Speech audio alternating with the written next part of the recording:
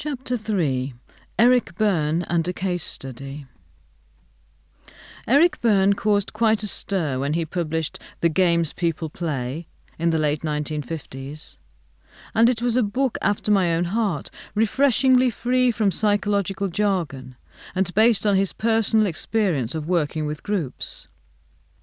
He had a Freudian background, but managed to transmute Freudian ideas into a more homely framework. His basic idea was that there are two ways of looking at human psychology, which he called structural and transfunctional analysis. It was the first that, as he would say, hooked me. This was a model of the mind which I found easy for me and my patients to understand, easy to teach, and, as I had a penchant for diagrams, easy to draw.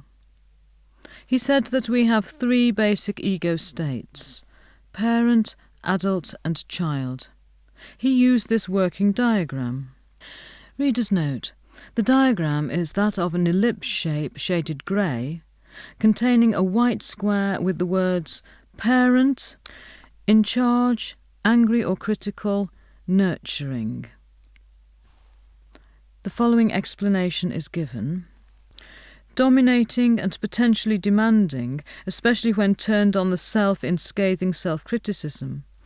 Like all depressives, I knew all about this. It is a very odd situation when one part of the mind criticises another. Berne said that the critical parent must be decommissioned. Since we are dealing with a learned internal program, not a genetically determined one, it is possible to identify the voice of the critical parent. Say to it, "Get thee hence," and then listen to the voice of common sense. The nurturing parent is the source of our parental instincts. End of note. Reader's note: the second diagram is that of a circle shaded grey, containing a white rectangle with the words free child, adapted child enclosed in it. The explanation reads: free child, inner existence, memory of the happy, playful child we once were. Adapted child, the child we had to become in order to survive in the family environment. This ego state contains all the emotions of childhood, which, for some reason, could not be expressed, worked through, and got rid of, and so remained locked up inside. End of note. If it happened that someone was not in touch with the pain of the AC ego state, then the AC was said to be shut out. I shall have more to say about this extraordinary mechanism later on. I think his idea of the continuing existence within us of the FC is very encouraging for those who had a joyless childhood. Jane and Bill, a case study. I first met Jane when I was called to a domestic incident in a small holding outside the town. I found a broad-shouldered adolescent holding her parents at bay with a carving knife.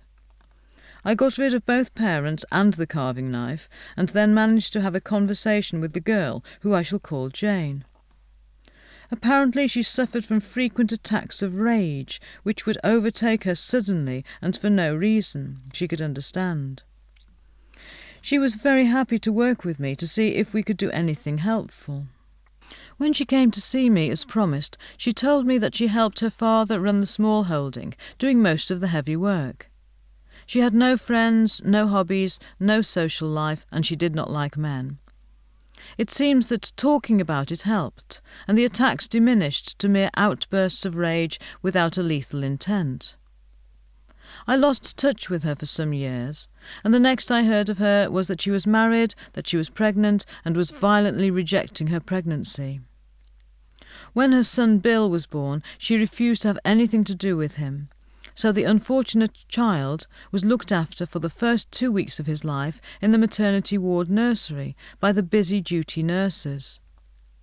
At the end of the 2 weeks, social services asked my wife, a trained nursery nurse, to look after him until he could be adopted. At the same time, I tried to contact Jane's parents to find the causes of her instability.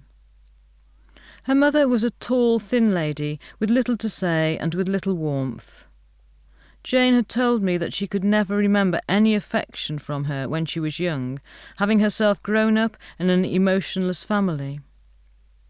Jane suffered from a lack of maternal loving, maternal deprivation in fact. It was my first contact with rage caused by an absence of something.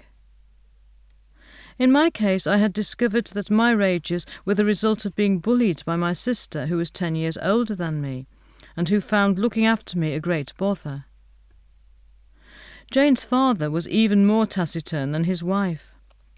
I had gathered from Jane that he never praised her or told her how pretty she was, so one could only come to the conclusion that they had few natural loving parental instincts. Their nurturing parent ego states were inactive. Coming back to the baby we had to foster, we were both very alarmed at the state he was in. He was almost lifeless, in a state of inanimation, pale, motionless and silent. It took my wife about 3 months of hugging and cuddling before he became a thoroughly noisy, normal baby.